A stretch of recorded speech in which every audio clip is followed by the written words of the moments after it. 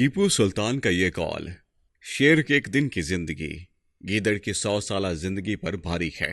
آج انصاف کے علمبرداروں پر مکمل فٹ آتا ہے۔ ٹیپو سلطان کا قول میدان کربلا میں لے جاتا ہے، وہ جنہوں نے یزید کی بیعت کرنے کے بجائے حق کا ساتھ دیا